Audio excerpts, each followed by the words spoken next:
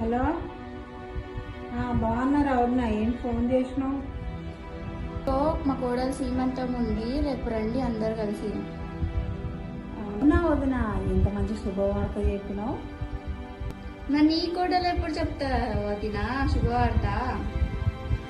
వదినా, నేను మళ్ళీ చేస్తా, నాకు ఒక చిన్న పని ఉంది.